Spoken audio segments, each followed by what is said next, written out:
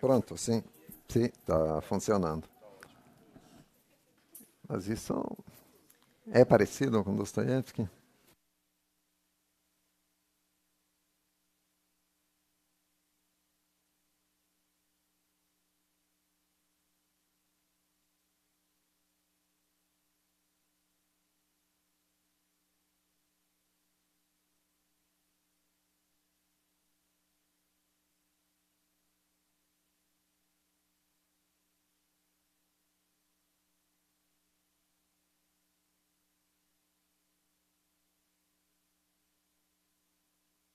Já, Ricardo, mas pode ser, certo? Diga.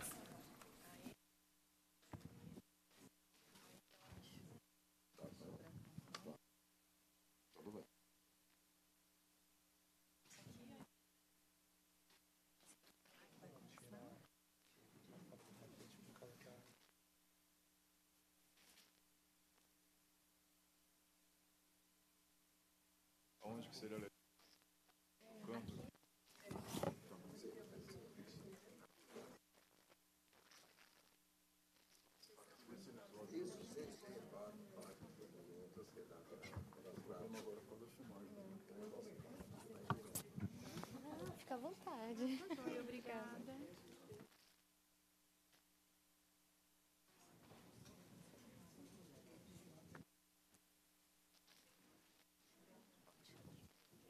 Vou começar, tá?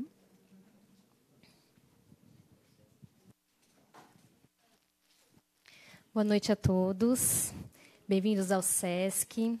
Este é o Centro de Pesquisa e Formação do SESC, que a gente carinhosamente chama de CPF. O CPF é uma unidade especializada em cursos e palestras, onde a gente procura discutir, refletir sobre a cultura e as humanidades. Então, eu convido a todos. Eu convido a todos para acompanhar a programação do CPF. É uma unidade que está aberta a todos, a biblioteca, as salas de estudos. Frequentem, vocês são muito bem-vindos. Hoje, nós temos hoje aqui a abertura da campanha. Obrigada. A abertura da campanha de conscientização da violência contra a pessoa idosa, do SESC. E eu queria informar que o SESC, essa programação está sendo transmitida pela internet e está sendo também gravada em áudio e em vídeo para posterior publicação na internet. Então, a presença de vocês nessa sala autoriza o eventual uso das imagens. A gente também está passando um termo de autorização de uso de imagem. Eu peço, por favor, que vocês assinem. Eu queria convidar, então, para essa noite de hoje, a assistente de gerência de estudos de programas sociais do SESC São Paulo, Alessandra Périgo Nascimento, que fará a mediação nessa noite. Muito obrigada a todos. Boa noite a todos. A violência que não é percebida é uma violência? O tema da campanha deste ano é violências veladas. Nós vamos falar sobre essas violências que são mais ocultas. Tá? E, para falar sobre isso, o palestrante convidado é o psicanalista, doutor em psicologia clínica e escritor, autor de mais de 10 livros na área da psicologia e colunista da Folha de São Paulo, Contardo Caligares. Então, vamos lá. Obrigado. Oi, boa noite de novo, pela terceira vez, em poucos minutos. Então, eu quero agradecer o SESC São Paulo pelo convite, a oportunidade de abrir essa campanha de conscientização da violência contra os idosos ou idoso. E o convite me interessou especificamente por ser uma campanha de conscientização da violência velada. Até porque a violência que não é velada não precisa de conscientização, ela aparece imediatamente. Então, vou realmente lhes dizer ao longo desse tempo que vamos passar juntos, onde, para mim, ou pelo menos aos meus olhos, reside a maior violência contra os idosos. Vocês sabem que, claro, com uma possibilidade de 1000 críticas, mas bem ou mal, nós podemos nos considerar uma sociedade bastante tolerante do desejo dos outros. Certamente mais tolerante do que nós mesmos fomos no passado ou de que muitas outras sociedades são. Uma das últimas fronteiras dessa tolerância é um fenômeno quase especificamente brasileiro, e que é o fato seguinte, que várias famílias de classe média, alta ou baixa, aceitam que um filho ou uma filha menor durmam em casa com seus namorados. Talvez, se aqui tem pais que têm filhos adolescentes, já vivam ou tenham vivido essa situação que se tornou bastante trivial. Geralmente a gente digo especificamente a brasileira porque, por exemplo, na Europa e nos Estados Unidos não cai bem.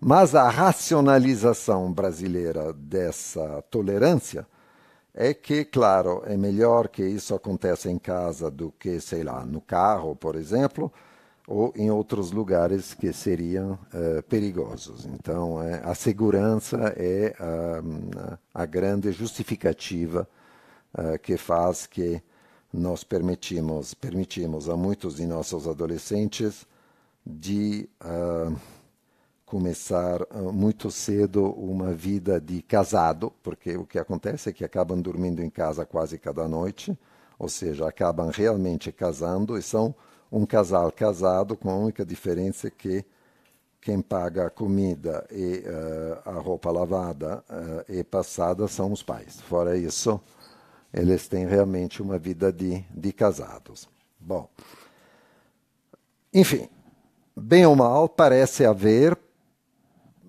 nesse caso, uma aceitação do fato de que nossos filhos e filhas adolescentes têm uma vida sexual. É melhor não se iludir excessivamente. Tudo isso não é realmente revelador de uma nossa extraordinária tolerância, né? Na verdade, provavelmente tudo isso esconde uma tremenda vontade de controlar e de domesticar o desejo dos adolescentes, porque pelo menos se isso acontece em casa, vamos saber o que é, sem contar que tem aquelas condições que são colocadas. Uma é a mais clássica que existe, tudo bem, pode trazer para casa alguém, mas tem que ser alguém que você ama. O sentimento é a grande justificativa para poder transar. Sem sentimento não pode. Essa justificativa existe há muito tempo, ela foi proposta às mulheres, aliás, até os anos 60, 70 do século passado, as mulheres só sentiam tesão quando amavam, sabiam disso? Não tinha tesão feminino sem amor. E ainda tem pessoas que dizem isso. Bom, mas enfim, o fato é que eu, por minha conta, não tive esse privilégio, mas eu tive uma mãe realmente tolerante, que quando se deu conta e admitiu que eu tinha, pelo menos, a pretensão de ter uma vida sexual, e também se deu conta que talvez a minha vida sexual ela não conseguisse domesticar. Então, teve uma ideia ótima, que é que ela alugou um kitnet barato no centro de Milão,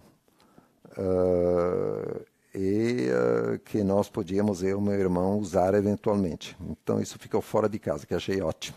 Né? Ela também, acho. Bom, mesmo assim, o próprio fato de que, mesmo se isso, sem dúvida, é uma maneira de controlar e domesticar a sexualidade dos nossos adolescentes, de qualquer jeito, o próprio fato de que a gente tenha inventado essa maneira de controlar a sexualidade do adolescente prova que tem, de fato, uma certa tolerância, pelo menos que não tem uma negação da sexualidade adolescente. Tem uma certa aceitação da ideia de que filhos e filhas têm desejos próprios. E mais do que isso, que eles estão vivendo, não estão apenas esperando o dia em que começarão a viver, né? Porque com os adolescentes nós temos sempre essa ideia, eles estão esperando, amadurecendo. Bom,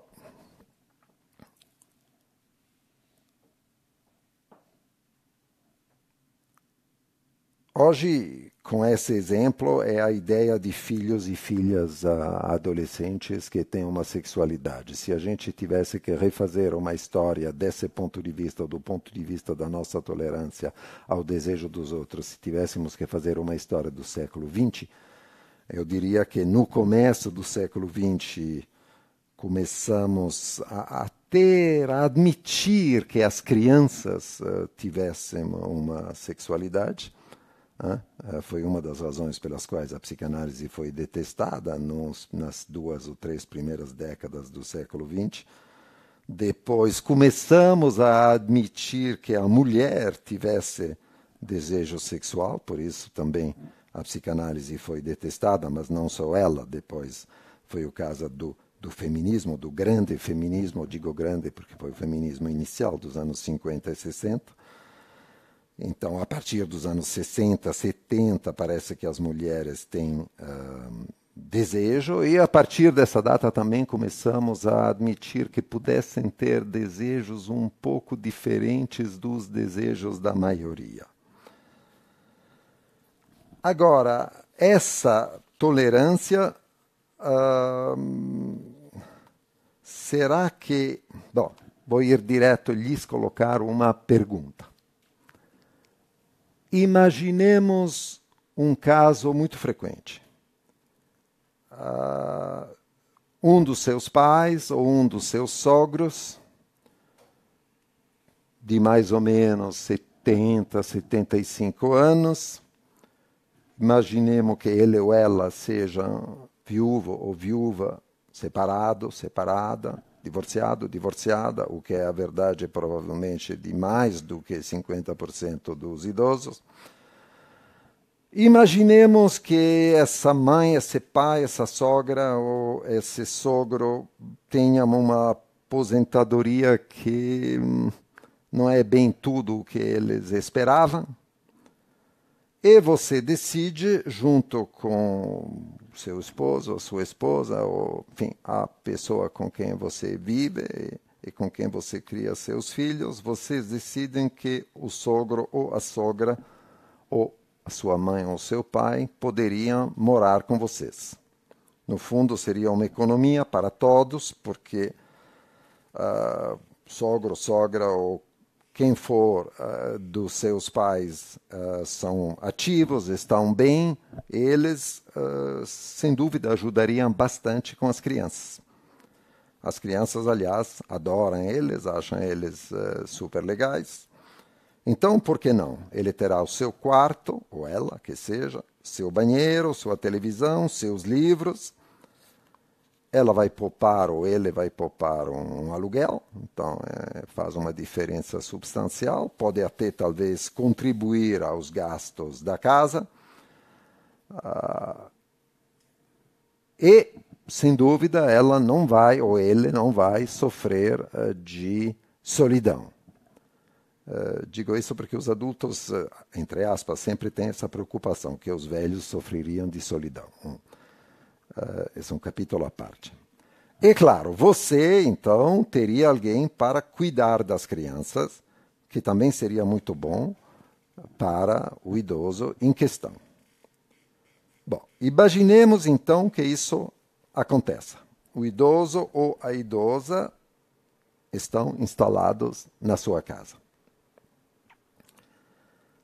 Agora pense bem, você aceita que seus filhos levem namorados e namoradas para casa, mas caso seu pai ou sua mãe, seu sogro ou sua sogra, divorciados, separados ou viúvos, morem com você, você topa que eles tragam uma amante para casa e para a cama? Vocês encaram aquele velho ou aquela velha desconhecidos na mesa do café da manhã? Na grandíssima maioria dos casos, não. Vocês não vão topar. O desejo sexual do idoso é quase sempre obsceno, nojento. Aliás, tem expressões que são quase holofrases, né? Quer dizer, duas palavras que ficam sempre velho tarado. Né? Você pergunta qual é a palavra que vem depois, é essa, é velho tarado. O desejo sexual do idoso parece sempre fora do lugar, uma aberração fora do seu tempo. Se, aliás, precisar de uma prova, é que mesmo o amor entre idosos, digo o amor, não o sexo, quando é tolerado porque é fofo. Que é um insulto incrível, né? Um paciente meu, que tinha na época, acho, 80, casou com uma mulher que tinha uma idade muito próxima da dele, 78 ou 77, e decidiram sair de cruzeiro. Não era propriamente a lua de mel, era uma viagem de cruzeiro, afinal, bom, ótimo. E durante a viagem de cruzeiro, vocês vão desculpar, então não vou poder porque estamos sendo gravados, mas enfim, é que ele disse um palavrão, eu ia reproduzi-lo, mas citado pode? Pode, tá. Então, eles sentaram numa mesa, vocês sabem como é que são os cruzeiros, você senta na mesa com pessoas desconhecidas, em meio que ao acaso, com outro casal, um casal de adultos, os quais, melhor dito, ela desse casal perguntou imediatamente, vocês estão casados há quanto tempo? Porque achava fofo dois velhinhos que ficam juntos 50 anos. E aí ele respondeu, não, a gente casou 1 ano e meio atrás. Aí ela enterneceu ainda mais e disse, que fofo. E meu paciente disse, fofo é o, sabem o quê, né? Bom, porque achou que aquilo era uma agressão incrível, né? O fato que eles, obviamente, estivessem juntos porque transavam e achavam aquilo legal, era fofo.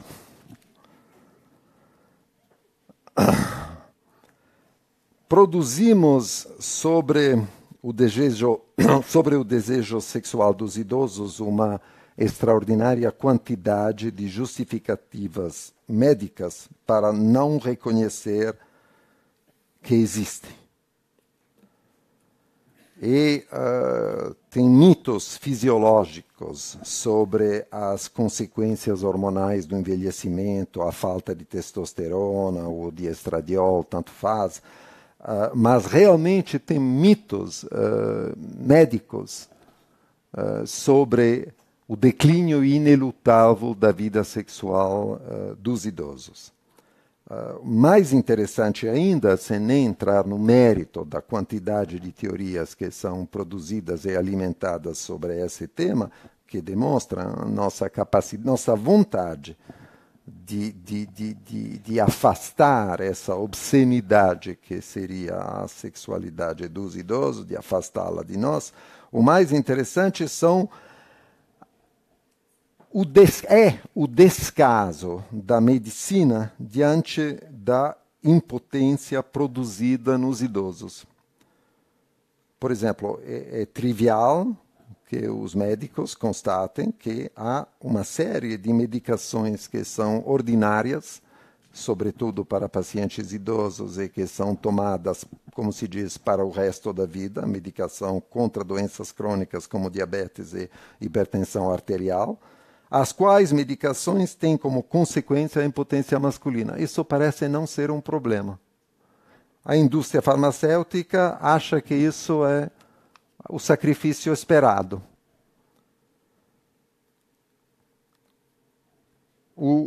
a minimização do desejo sexual do idoso faz que o médico, em média, se atreve a propor uma medicação que o torna impotente, como se esse efeito secundário não fosse relevante na velhice. A mesma coisa poderia ser dito das prostectomias, por exemplo, na terapia hormonal dos tumores de próstata.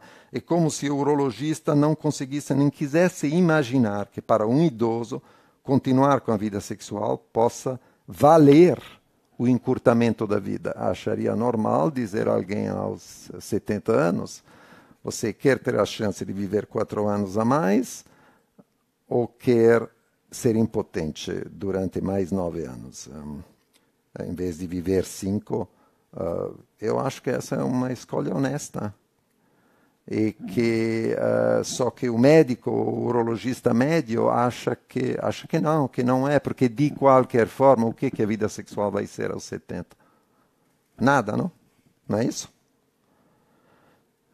A atitude diante de alguém que tivesse 40 ou 50 anos seria totalmente diferente. É totalmente diferente. A ideia é que o idoso não precisa preservar esse campo de atividade. Quando se discutem os efeitos colaterais possíveis, por exemplo, das terapias de testosterona na menopausa, é a mesma coisa. Você lê discussões, a testosterona implica uma série de perigos, é preciso considerar que, eventualmente, ela diminui a irritabilidade, diminui os calores repentinos, há mulheres que sofrem muito com isso, mas ninguém fala que a testosterona permite a continuação do desejo da vida sexual para essas mulheres, e que talvez isso seja muito mais importante do que diminuir a irritabilidade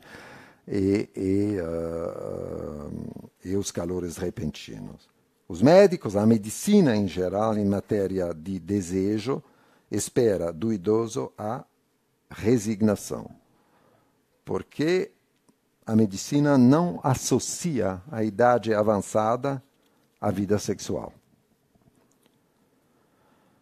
Agora, não vale nem a pena citar a inúmeras pesquisas sociológicas que nos dizem que na dita terceira idade a atividade sexual é muito intensa.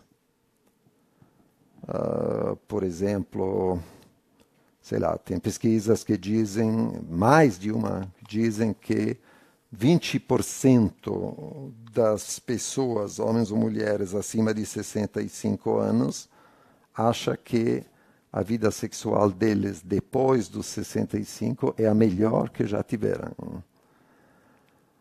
Tem outras pesquisas que mostram que um dos lugares onde as doenças sexualmente transmissíveis mais proliferam são os asilos.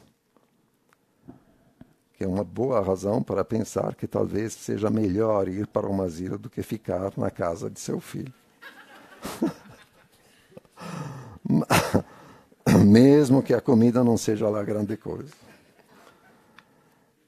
Na verdade, é engraçado, voltando a essa consideração de que, claro que nunca vai ser posto de maneira direta, né? Nenhum idoso vai dizer, será que eu posso trazer, será que eu posso, o que eu posso dizer, corromper a santidade do lar trazendo uma amante ou uma amante para a casa?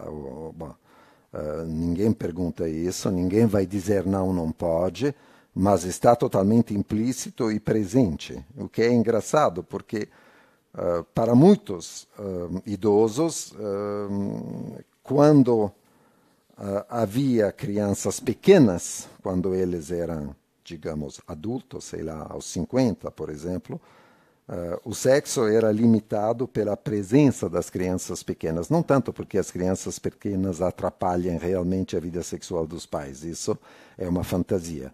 Não, mas porque, de fato, as crianças pequenas fazem que os pais se considerem e se vivam como um pai e uma mãe mais do que 2 amantes. E isso certamente estraga a vida sexual.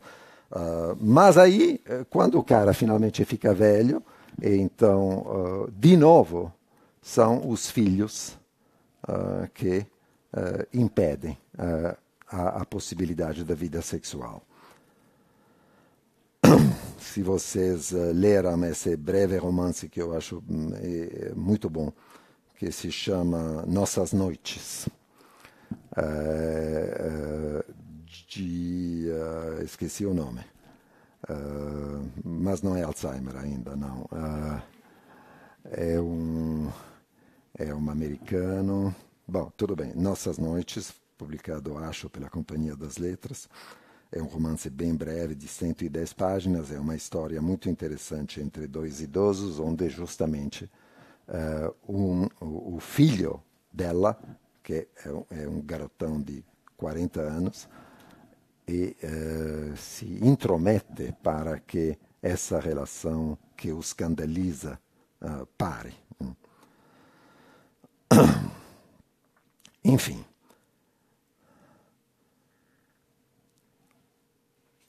O sexo, não vou entrar em detalhes sobre como o sexo depois dos 80, com ou sem medicação para diabetes ou hipertensão arterial, consegue se expressar, como ele se expressa e se encontra em situações em que você imaginaria que uma mulher poderia ter perdido até a imagem dela mesma como mulher, depois, sei lá, de uma dupla mastectomia sem reconstituição mamária, mas isso não impede duas pessoas de se encontrar.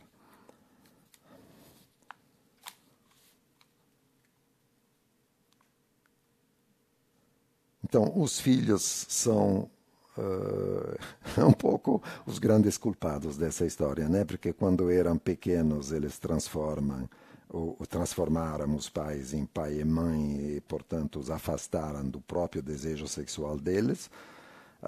Aliás, muito frequentemente, por causa dessa separação que eles produzem, eles são quem induz o casal a se separar e, finalmente, quando os pais são velhos, estão lá esperando para proibir que os pais tenham um parceiro diferente. No fim da vida. Ou seja, os pais se presume que os pais se abstenham de uma sexualidade que envergonha os filhos.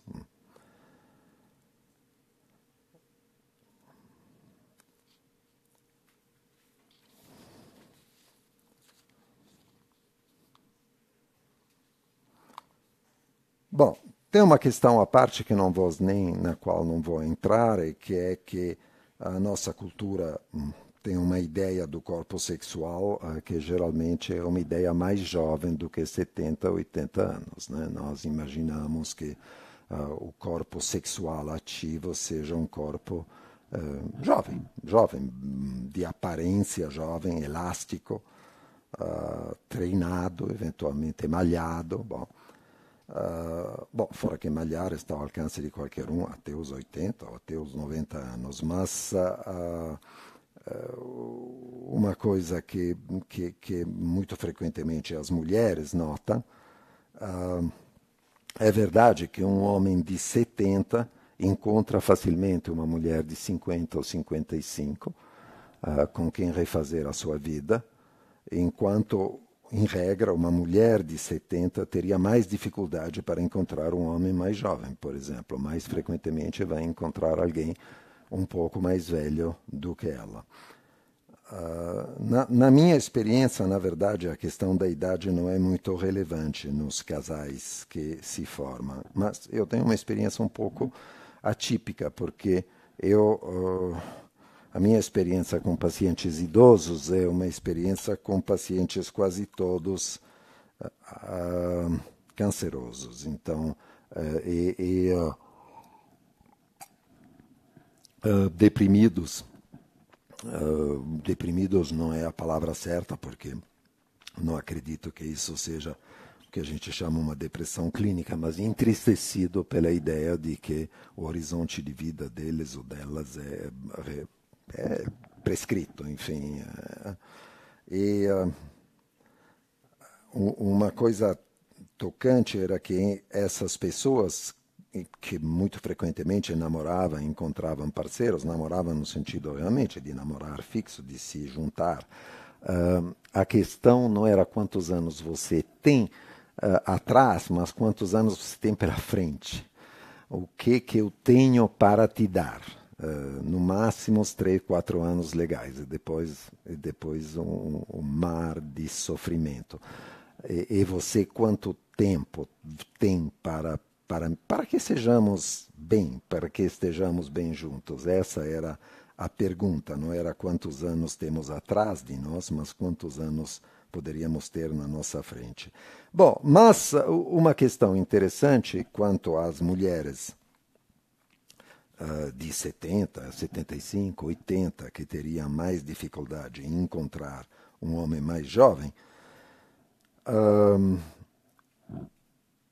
existe o recurso possível, pelo menos sabendo, como nós nessa altura deveríamos saber, que na verdade o tesão feminino não precisa passar pelo amor paixonal, né?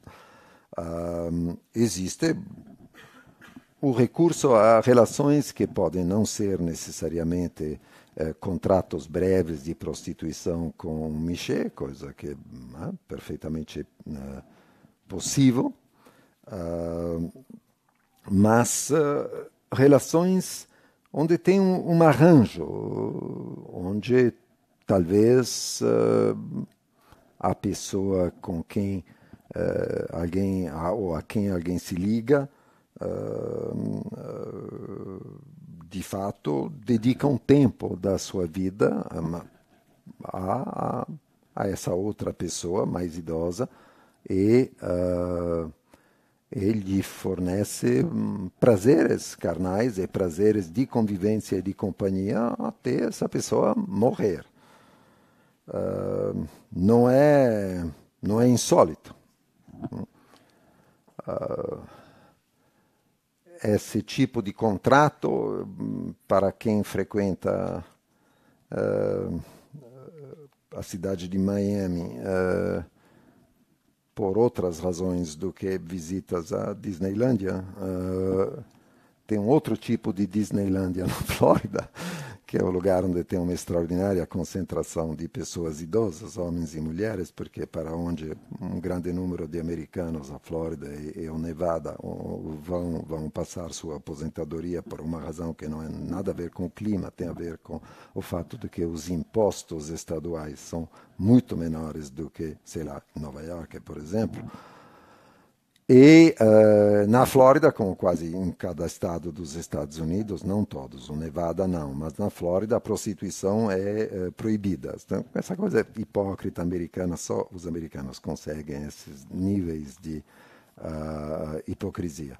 Mas, por outro lado, você pode, sem proibir a prostituição como tal, masculina ou feminina que seja, você pode efetivamente ter arranjos. Isso é diferente. Arranjos, ou seja, casamentos, o que era realmente o caso do nosso século XIX, casamentos de interesse mútuo e recíproco.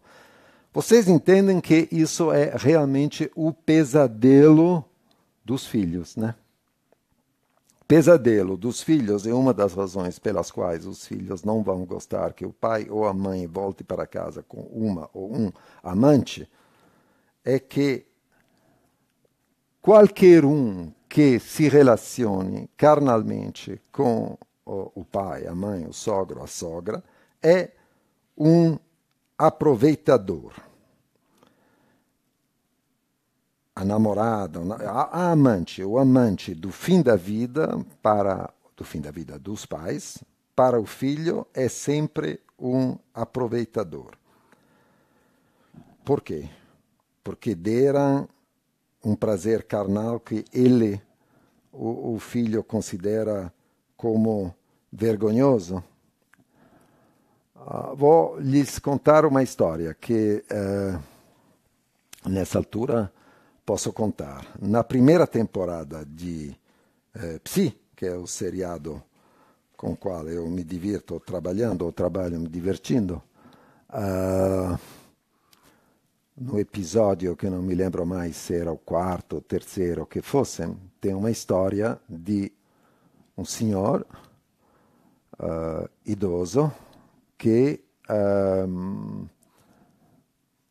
adora ver a enfermeira que cuida dele vestir e desfilar com a roupa da mulher dele que morreu.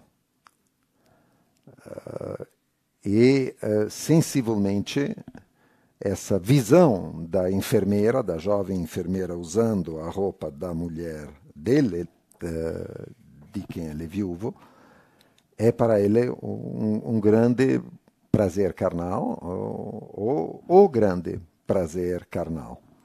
Isso suscita num dos dois filhos desse senhor uma tremenda indignação e um medo terrível de que essa enfermeira seja uma aproveitadora.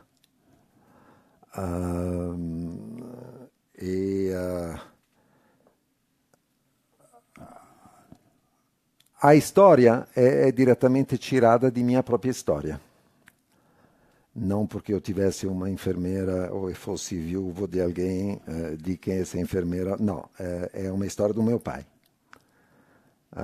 que viveu poucos meses mais do que a minha mãe, e durante esses poucos meses pedia que a enfermeira usasse a roupa da minha mãe e fantasiava com isso. Talvez, acho, ele se masturbasse também, vendo ela desfilar e até organizando a roupa que ela usaria.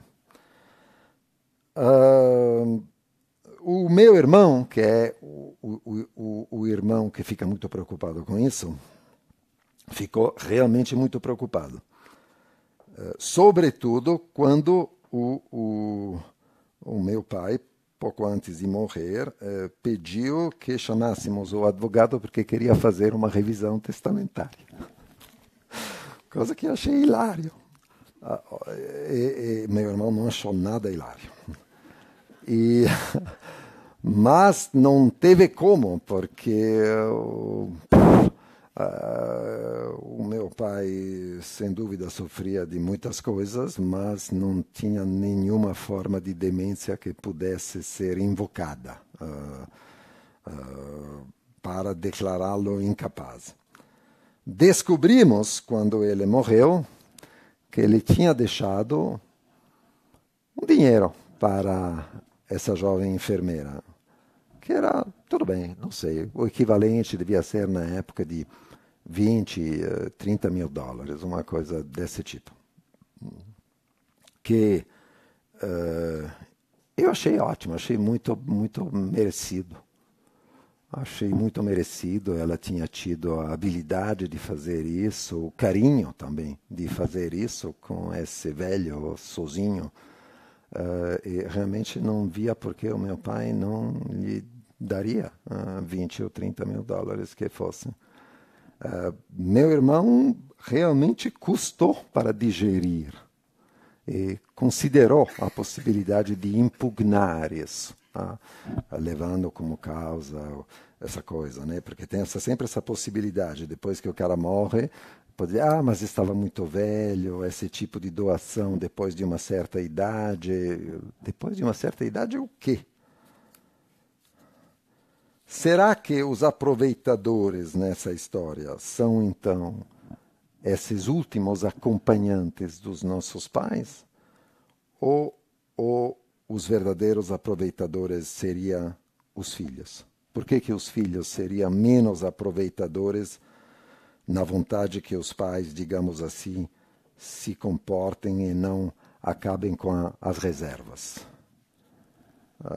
Eu sempre achei que o direito à herança é um direito bizarro.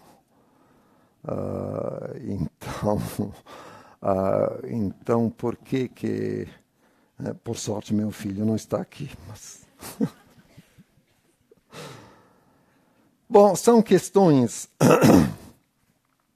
boas todas para entender a coisas para a qual queria chamar especialmente a atenção de vocês hoje, quando a gente considera nossa relação com o desejo dos idosos, e não falando apenas do desejo sexual, é que estamos falando sempre, quando falamos da dificuldade de aceitar esse desejo, estamos falando sempre de uma coisa muito mais radical. Vocês sabem que nós, humanos, somos, sem dúvida, os mais prematuros dos mamíferos. A maioria, todos os outros mamíferos saem do útero materno e depois de poucas semanas estão, em certos casos depois de poucas horas, estão em pé, capazes de se alimentar, e depois de poucas semanas vão pelo vasto mundo. Nós somos realmente prematuros. Para vingar, precisamos de anos e anos de dependência, ou seja, precisamos sermos criados num núcleo familiar. Isso pode ser que isso contribua a nossa, ao desenvolvimento do nosso córtex pré-frontal, a inibição de nossos impulsos e caramba que seja. Então, talvez seja por isso que escrevemos a Divina Comédia e os cangurus não escreveram, é inegável. Ou sem escrever numa língua que nós não sabemos. Mas, por outro lado, isso faz que durante anos se cria uma mistura estranha de afetos fundamentais e contraditórios, que são prazer, desamparo, gratidão, ódio, frustração, gratificação. E esta mistura é o que faz que realmente o nosso destino normal é a neurose infantil e a sua continuação na idade adulta. Ser normal para um ser humano significa ter sido moldado por um complexo familiar de afetos que sempre vai se repetir ao longo da sua vida, e que vai dominar a sua vida, da qual ele vai se desfazer com a maior dificuldade possível. Entre essas paixões, esses afetos da nossa infância, e que estão conosco para sempre, é necessário contabilizar a vingança.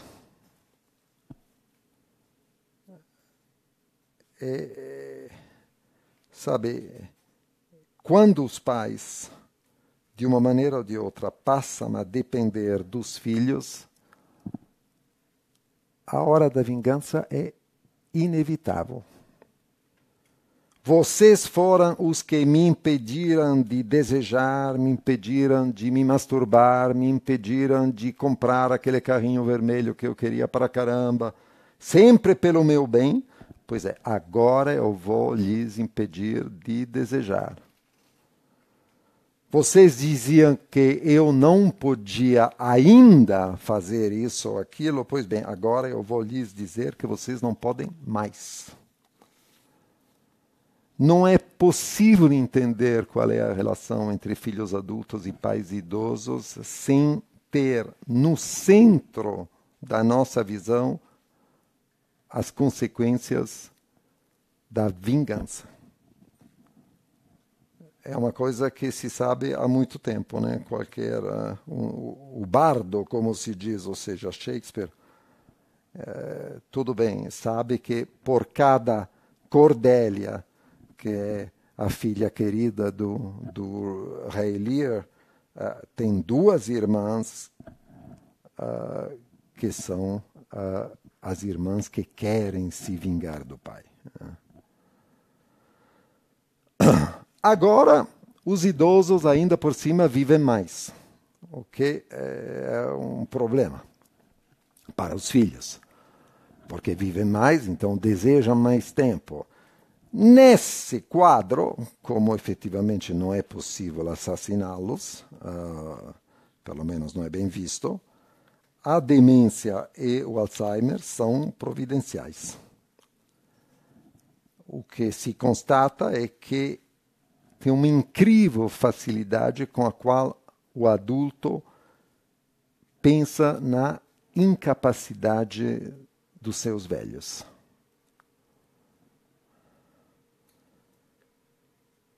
Os velhos são tão incapazes quanto eles eram considerados incapazes quando eram crianças.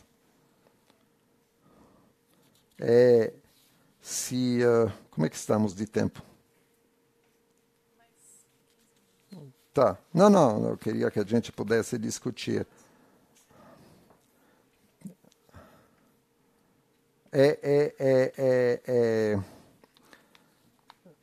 Bom, tinha um exemplo muito específico, mas eventualmente vou tratar dele quando a gente conversar.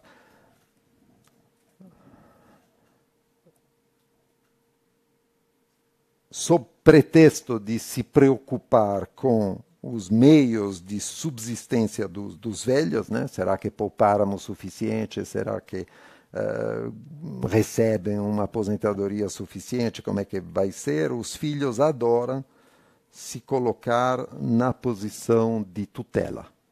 Adoram pedir uma curatela jurídica ou exercer uma curatela de fato, que é quase sempre abusiva, apesar da cautela do judiciário diante da curatela. Por que digo quase sempre abusiva? Porque cada vez que eu ouço falar disso,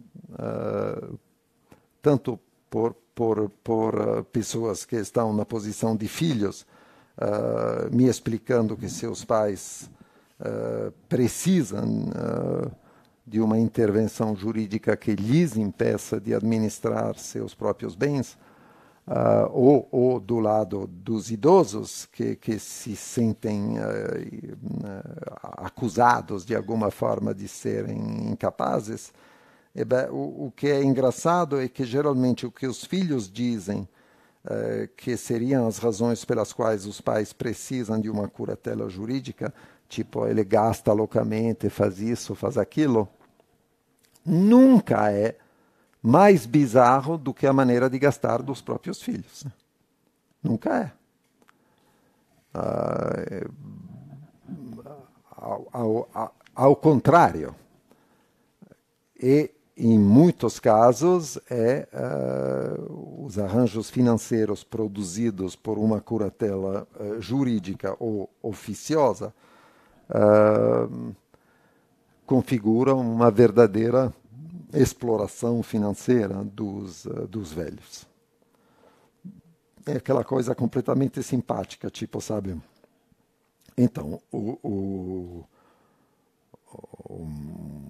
meu pai mora com a gente, tá? Então ele não paga aluguel.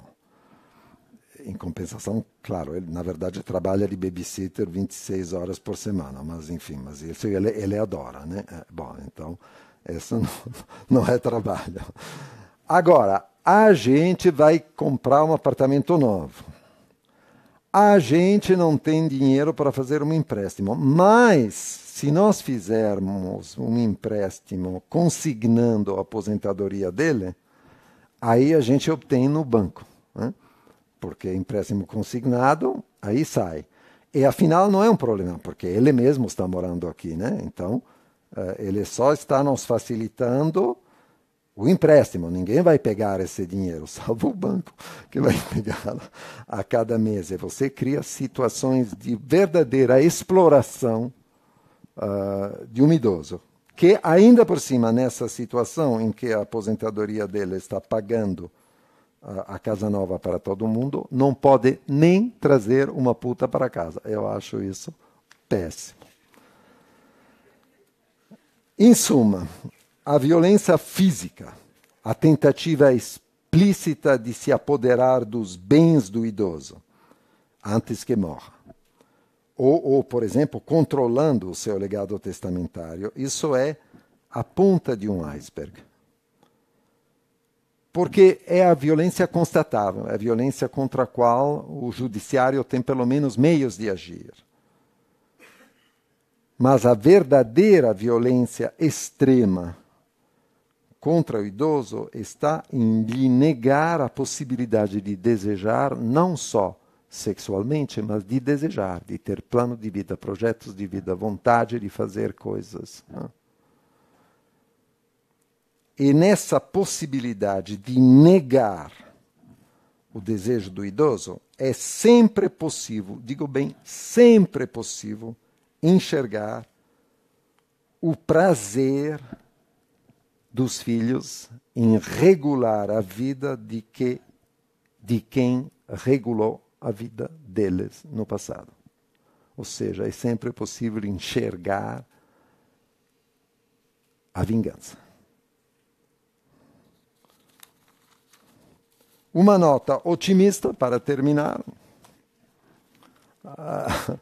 é que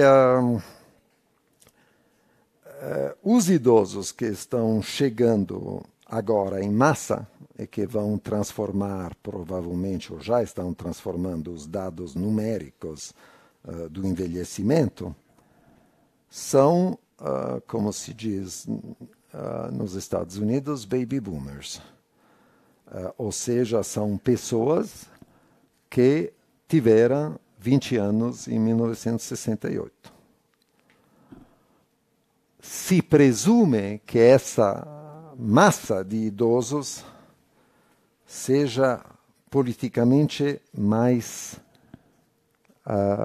disposta à revolta e à não aceitação de um mundo que os violenta.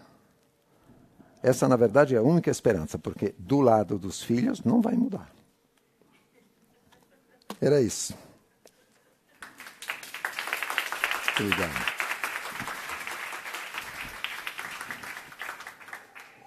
Som. Bom, pessoal, chegou o momento de abrirmos para as perguntas, para fazermos essa interação. Eu já começo fazendo uma pergunta, Contardo. Pode. As múltiplas faces, né, da violência psicológica, a invisibilidade, a infantilização, Sim. o abandono, você acredita que atinge os idosos de todas as classes sociais e em que medida isso acontece? Escuta, a infantilização é certamente... Tem muitas pessoas que falam com um idoso como se fala com um bebê, né? Isso faz parte do lado fofo. O idoso fofo. E no fundo, faz parte também do fato de que se trata exatamente de conduzir o idoso pela mão até aquela incapacidade que coincide com a incapacidade das crianças. Então, infantilizar o idoso em tudo funciona. Funciona porque, claro que, como é que posso dizer, a gente é o sujeito que nossos interlocutores nos permitem ser, em última instância. E se você é sistematicamente infantilizado na troca familiar, você vai se tornar um bebezão velho. É uma luta complicada manter a sua dignidade subjetiva como idoso, porque tem uma parte da dignidade física que você pode perder. Por exemplo, você pode um dia viver de fralda, viver de sonda uretral, viver de... Bom, vai andando. Isso é muito fácil nessa situação entrar no que lhe é proposto, ou seja, de se transformar subjetivamente num bebê. O que vai primeiro encurtar a sua vida, mas sobretudo tornar a sua vida poderosamente desinteressante. E E é difícil, é realmente difícil se sentir apto a querer ser tratado como um adulto quando você não tem mais a condição física de um adulto. Isso é uma tremenda dificuldade. Aliás, isso é um trabalho que os bons fisioterapeutas fazem. Porque eles não são só as pessoas que se ocupam de manter os órgãos em funcionamento, a musculatura em funcionamento, mas são pessoas, quando são bons, que cuidam também da manutenção de uma imagem corporal que não faça que você deslize no bebê. Porque, no fundo, é disso que se trata, deslizar no bebê. É sempre uma tentação, né? Afinal, é o nosso primeiro grande modelo de prazer, é isso. Nós fomos, durante meses, um pacote de carne, um rosbife, que foi virado para cima, para baixo, trocado de roupa, com uma resposta absolutamente única. Você podia chorar porque estava com fome, porque estava com sede, porque tinha dor, porque estava a fim de fazer cocô, seja como for, levava comida. Essa é a ideia. Então, isso durante meses é um pesadelo tremendo, mas também é o grande modelo do prazer, como se cria na vida de qualquer um. Então, ser drenado ou puxado naquela direção é muito fácil. Se transformar em bebê, me troca, me lava, vira de cá porque não vai sair da cama, vira do outro lado que vai ser lavado.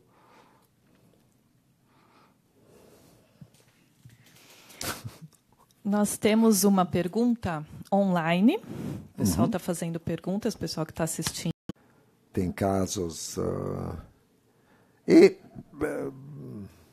é engraçado, estamos num momento, desse ponto de vista, que é interessante. Infelizmente, digamos, não são necessariamente os melhores exemplos, mas temos uma série de figuras públicas que vivem em casamentos com uma diferença de idade muito grande.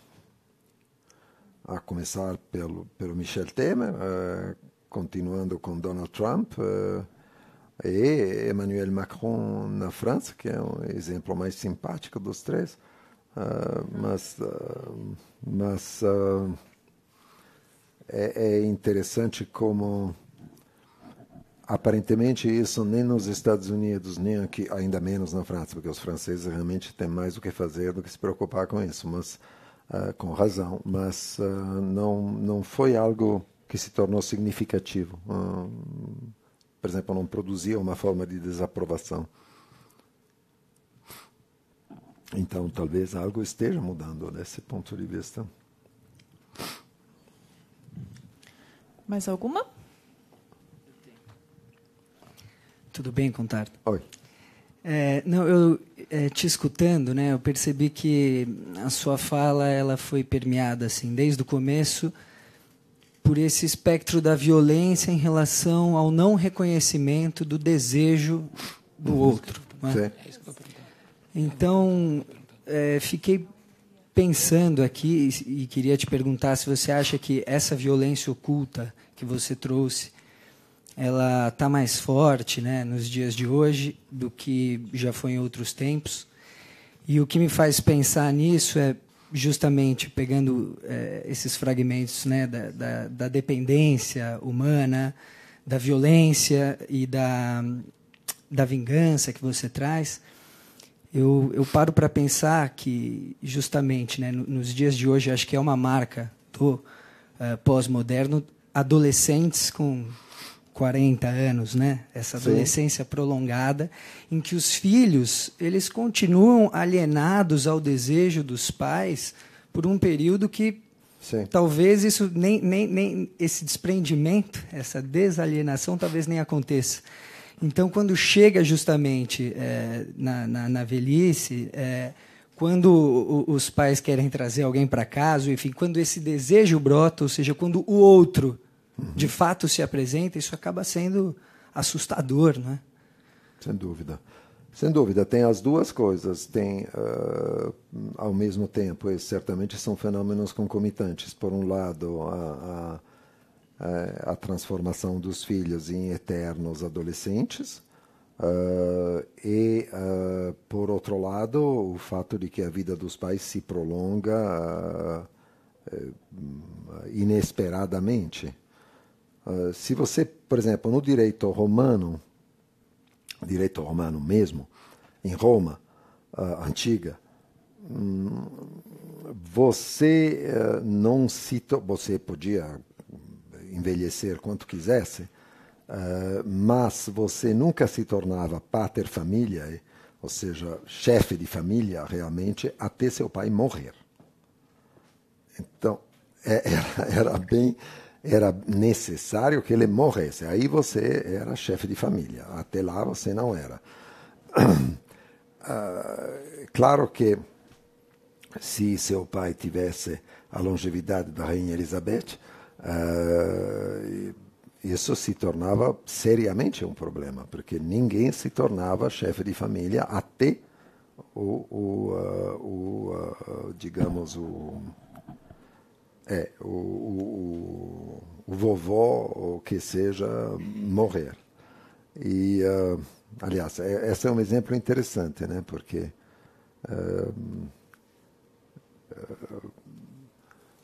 não sei o que acontecerá quando a Rainha Elizabeth abdicar, mas bom, o marido abdicou de alguma forma, abandonou a sua função agora.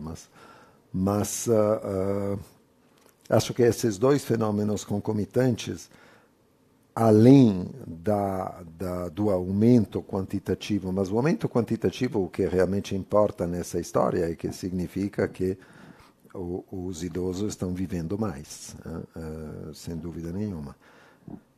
Se você pega o caso da Europa, aliás, onde você tem um terceiro fenômeno em jogo, que é o tremendo desemprego dos jovens, até 27, 28 anos, aí você tem uma mistura muito problemática, porque você tem casais casados de jovens que vão viver na casa dos pais, e progressivamente aquilo se torna uma situação em que todo mundo vive da aposentadoria dos pais e não se sabe mais quem é hóspede de quem. A partir de um certo momento, quem era supostamente o idoso, que era supostamente o chefe de família que hospedava o filho com a mulher do filho e os netos, se torna ele o hóspede da nova família, e se torna ele o refém dos outros, que estão só querendo que ele, pelo amor de Deus, saia, né? Sai da vida, né? Mais alguma? Pode falar, Dan. Tá. Bom, Contado, boa noite. Primeiro, eu só queria dizer que, em relação aos filmes, né, do idoso que volta, ainda mostra que, enfim, está podendo. Uma dica, né, que há pouco tempo estava um filme muito bom em cartaz brasileiro chamado Comeback. Que Exatamente. É o último filme do Nelson Xavier, que faz um matador de aluguel que volta. Então, exatamente, é a mesma narrativa. Exatamente, fica a dica. A minha pergunta é a seguinte: a gente está falando muito sobre o idoso enquanto vítima. E eu penso que essa imagem do idoso como uma pessoa frágil, vítima, não tem a ver com essa infantilização do idoso. Porque, veja, o idoso ele é vítima, mas ele também é agente de violência. Seja contra outros idosos, então pensando num casal de idosos, né? A mulher idosa violentando o seu marido idoso psicologicamente, geralmente, mas às vezes até fisicamente, e vice-versa, né? O homem que costuma, pelo menos no nosso imaginário, ser uma imagem um pouco mais recorrente, né? O homem violentando física ou psicologicamente a sua mulher idosa. Mas, né, veio uma imagem aqui e eu senti que existia um certo até componente de humor, de um velho atacando as enfermeiras, como se isso fosse engraçado, como se isso fosse perdoável, porque afinal de contas é um idoso. Queria que você falasse um pouco sobre isso, essa violência praticada pelos idosos, seja contra outros idosos, seja contra seus subordinados, funcionários, enfim.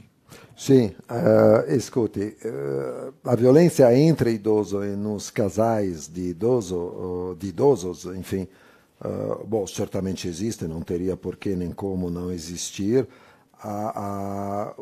Os números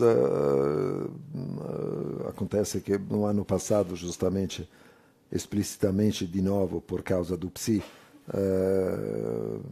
fiz uma boa revisão dos dados estatísticos sobre a violência doméstica e, de fato, o momento mais agudo para a violência doméstica não é a terceira idade, né?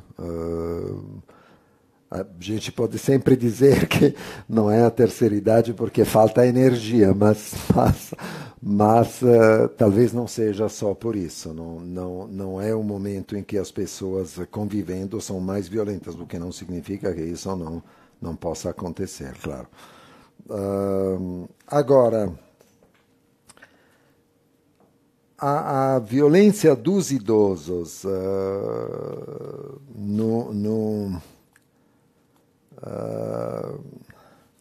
é engraçado. Vou lhe dar dois exemplos.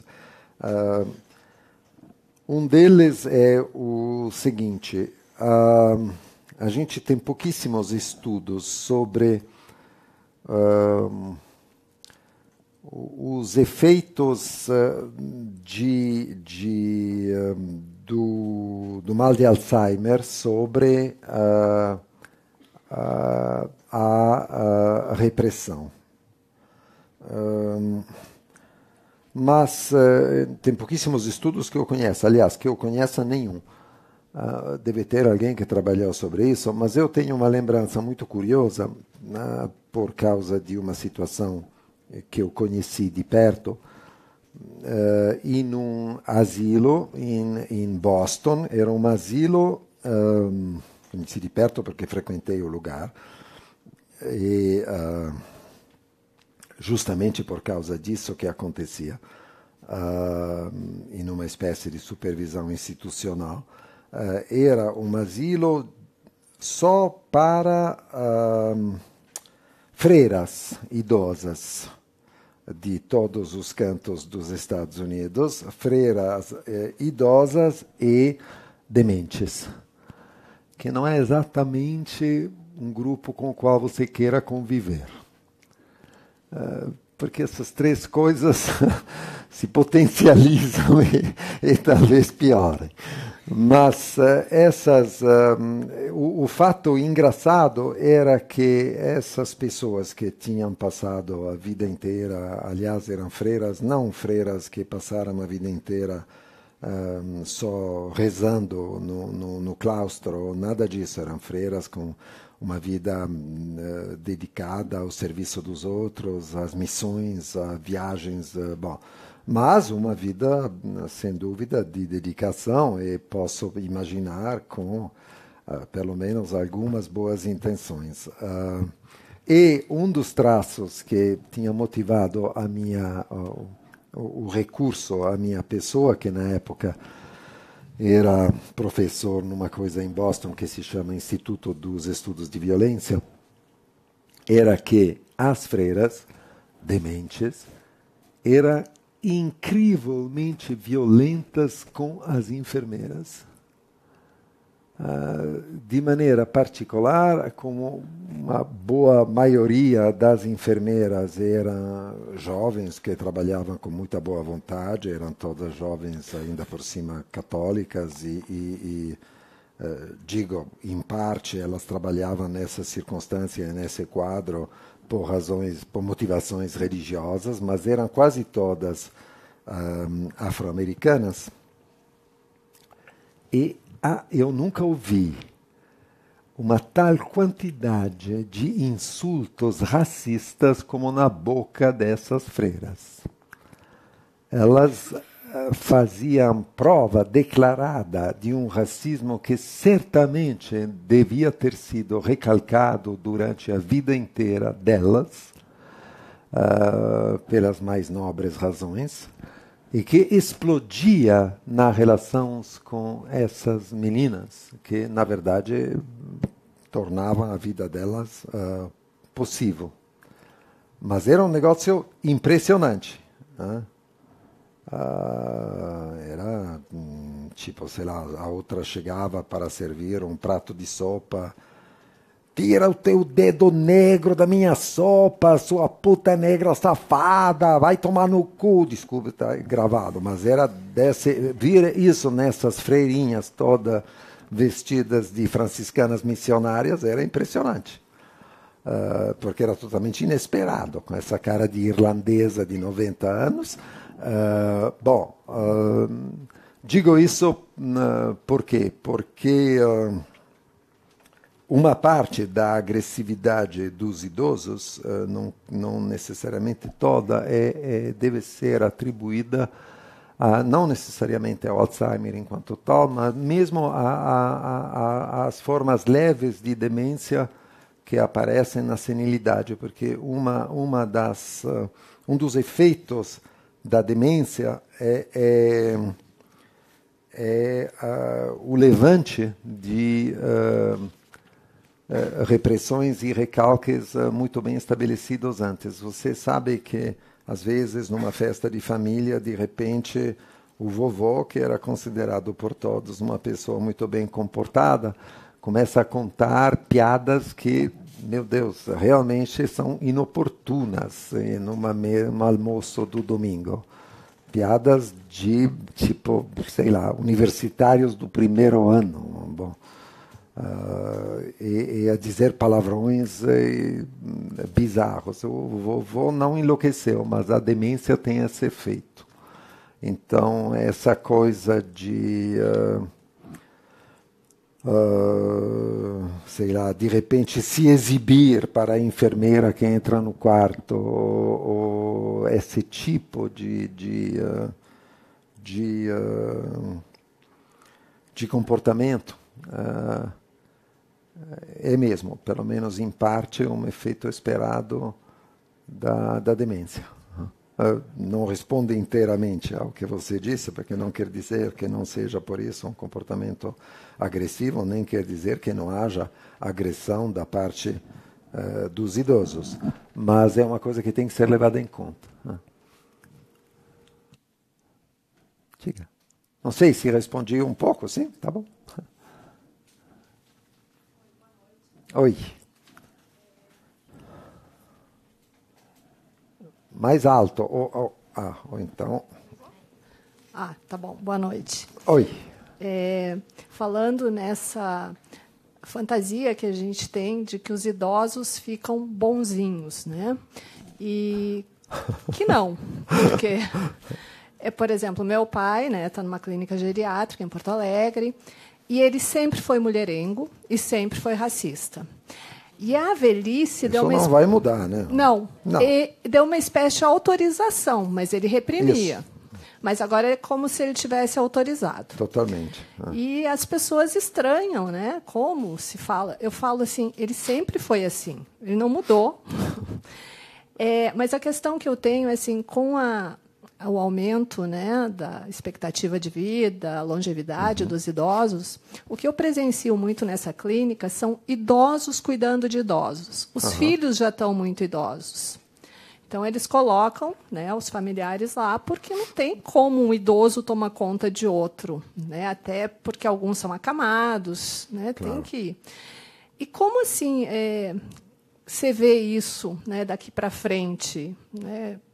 Essa longevidade para todo mundo, né? Claro. Porque antes, assim, quando os pais morriam, né, você ainda estava numa idade de tomar conta, de ter força, e agora não se tem mais. É isso. Não sei o que lhe responder. A primeira parte, claro, concordo. É isso mesmo que a gente verifica, que não é nem realmente a demência, a senilidade enquanto tal produz não é o momento em que alguém vai mudar, né? Não, então não.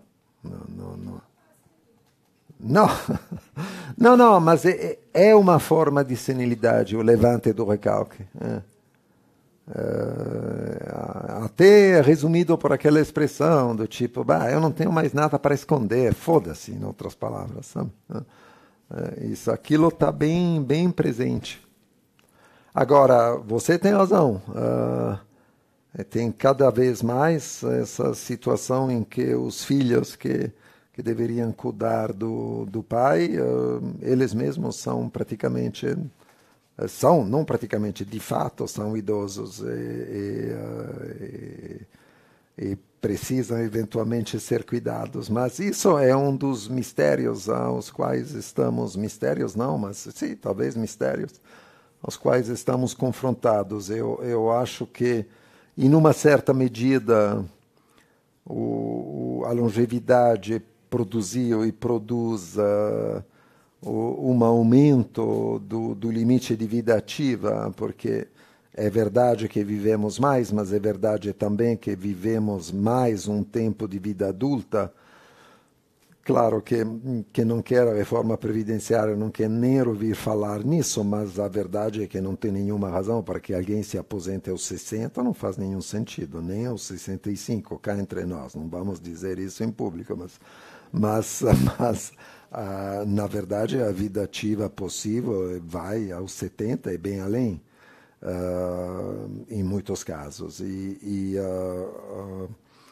Então, o aumento da vida ativa provavelmente corrige essa dificuldade em uma certa parte. Mas, se a gente considera o horizonte de 2100, que o horizonte de 2020, 2050, a gente já sabe mais ou menos a cara que vai ter, mas o horizonte de 2100 agora está sendo corrigido, mas o horizonte de 2100 em países como a Itália, por exemplo, se não tivesse aquela maciça chegada de jovens africanos ou da Europa do Leste, se não tivesse tido, se não continuasse tendo, seria muito estranho, porque a percentagem de população progressivamente senil seria assustadora, além do fato de que ninguém conseguiria pagar a aposentadoria de ninguém, porque você teria facilmente uma situação em que teria um aposentado por cada trabalhador, então não tem como, né? Ninguém sozinho paga a aposentadoria de alguém. Mas, além disso, o que você aponta é que, enfim, isso significaria que, sei lá, 30% ou 40% do nosso sistema habitacional deveria ser composto de asilos para idosos. É um mundo distópico interessante. Poderia valer uma série de televisão, uma distopia. Só contar aqui atrás. A gente está falando bastante aqui de filhos, pais, filhos que cuidam de pais, enfim, pessoas que tiveram filhos, e essa realidade também está se alterando cada vez mais. Sim. E eu sei que isso não é tão literal, né, essa ideia do ser filho e do ser pai. Mas como é que dá, né, nessas pessoas que não tiveram filhos e que são cuidadas por tantos outros, como é que dá essa junção de experiências pai e de experiências filho versus a ideia da vingança? Como é que escuta, a grande vantagem de quem não tem filhos é que, pelo menos, não tem essa fonte de censura na terceira idade, né? Pelo menos não essa, porque essa é a forma, sem dúvida, mais poderosa. Ele vai ter que organizar a sua vida de outra forma. Agora, vou lhe dizer, a variedade das condições é muito grande, né? É muito difícil falar em geral disso, porque estamos falando de uma realidade que concerne pessoas que viveram a vida inteira, de alguma forma, numa total independência dos outros, e que continuam assim na terceira idade, até o momento em que realmente eles precisam ser internados e aí esperam morrer, ou até o momento em que conseguem eles mesmos, pelo poder de fogo financeiro, organizar a sua própria assistência. Mas aí tem coisas dramáticas que é... Meu Deus. Por exemplo,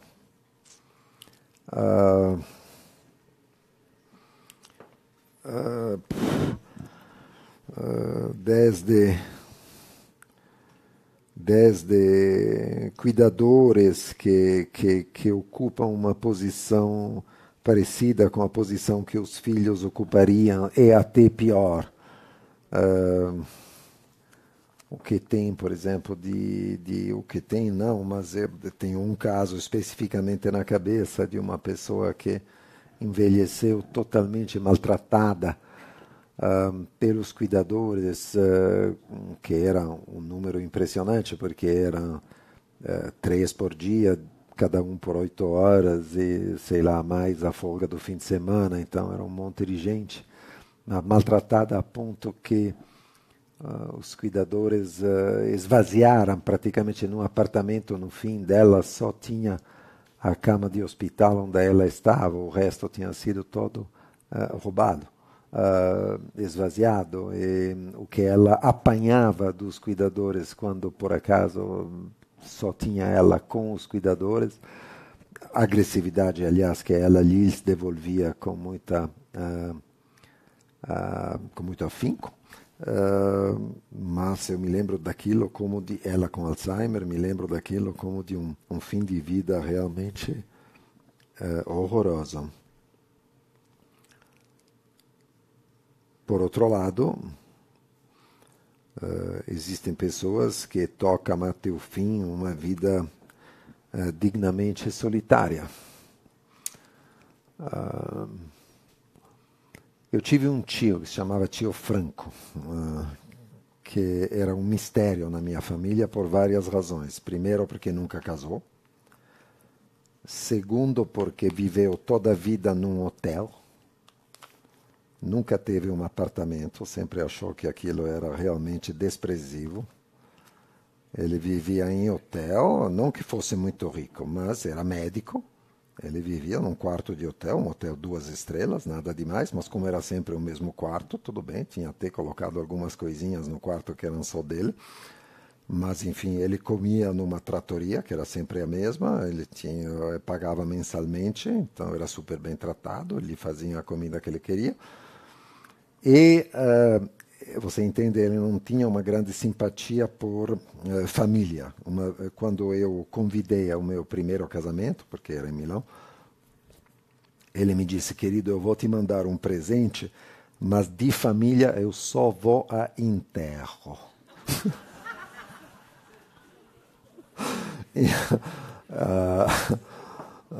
Então, isso era zio Franco. Mas morreu. Morreu, eu não fui ao enterro dele porque estava muito longe quando ele morreu, estava no Brasil. E ele acabou a vida, de fato, bom, por sorte dele, teve um período de invalidez relativamente curto, então tinha pessoas que cuidavam dele no quarto de hotel, e lá morreu. Eu acho um sucesso.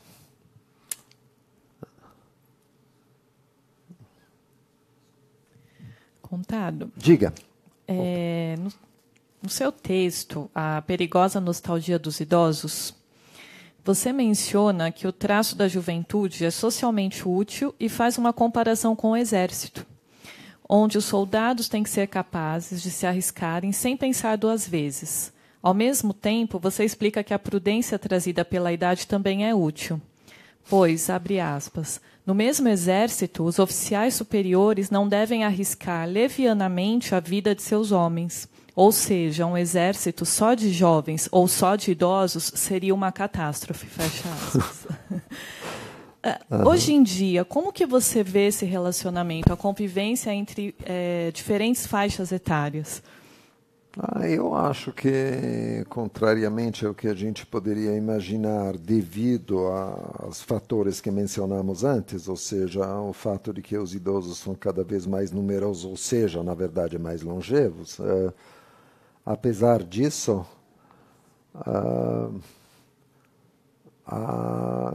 a convivência é muito melhor do que já foi,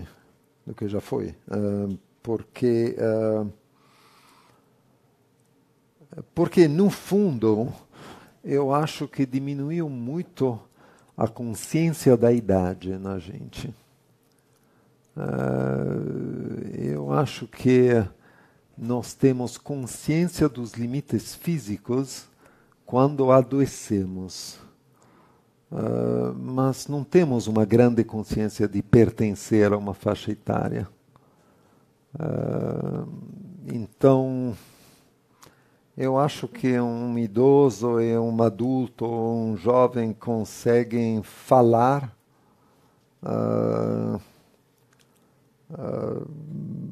como, na verdade, não falaram no passado. E tem uma...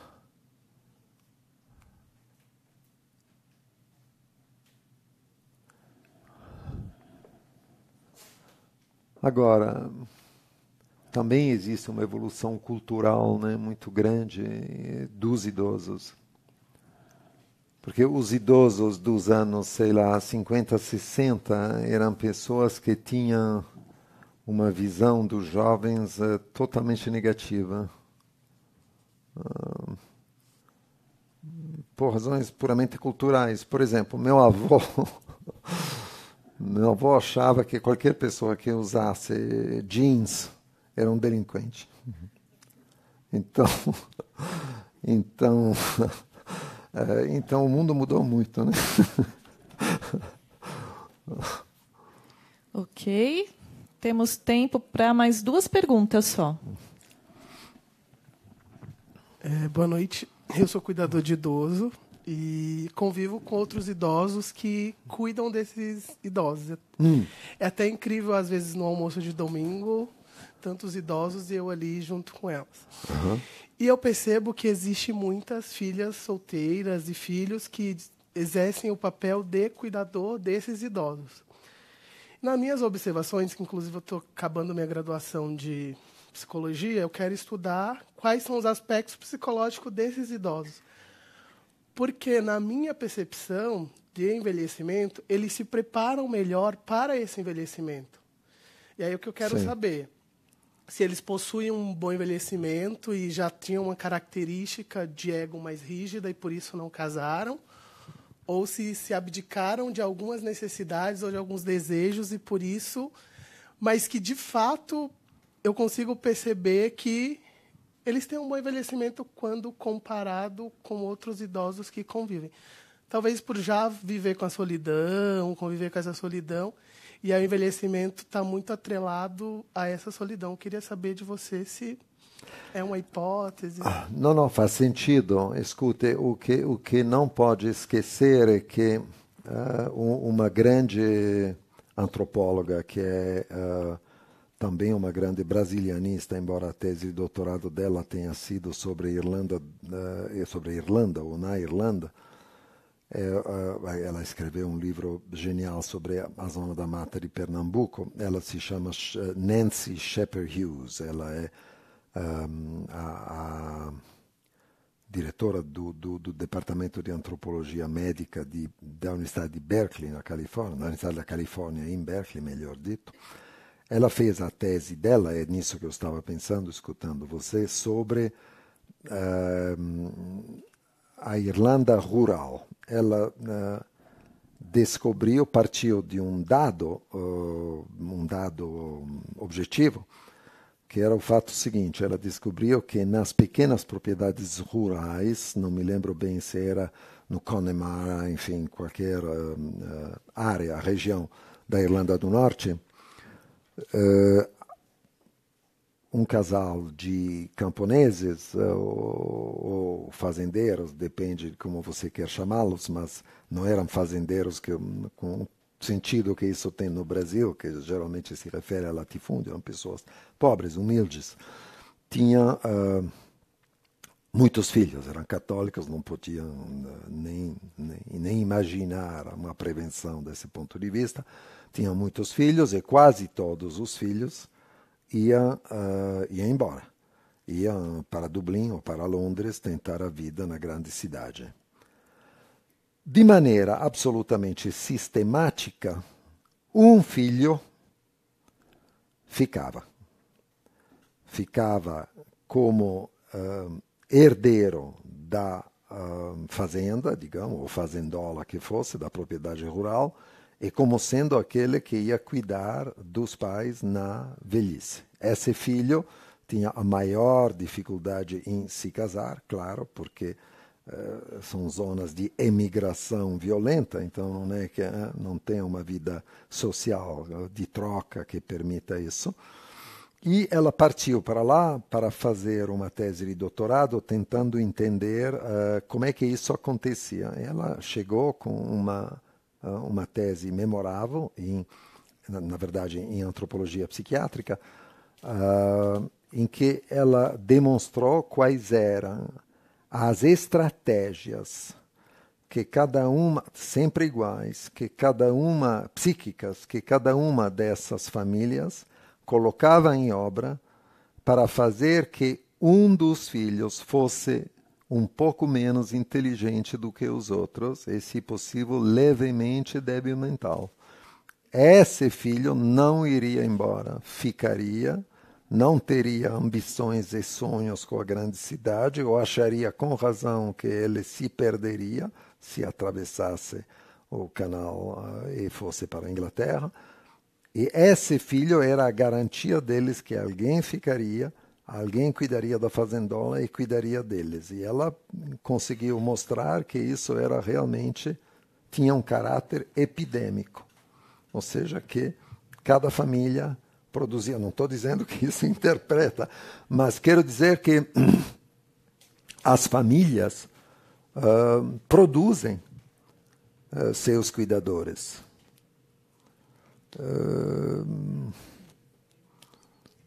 Tem cada vez menos, mas tem no ambiente rural, por exemplo, aquela figura, você não entende muito bem como, mas tipo assim, o irmão casava, aí tinha 2 filhos, ficava viúvo, imancavelmente a irmã menor nunca ia casar. Ela ia passar a vida inteira cuidando dos sobrinhos.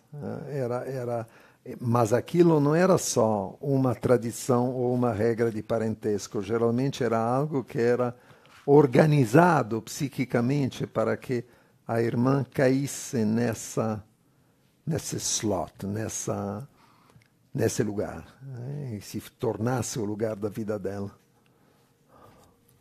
Não sei se te respondi um pouco, mas eu pensei nisso.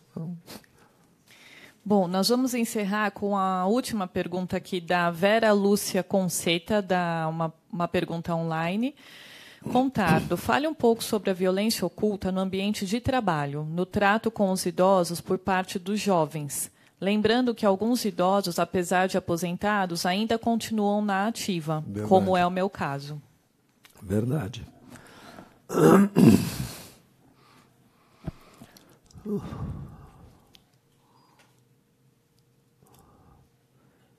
Na verdade, quem deveria falar disso é você.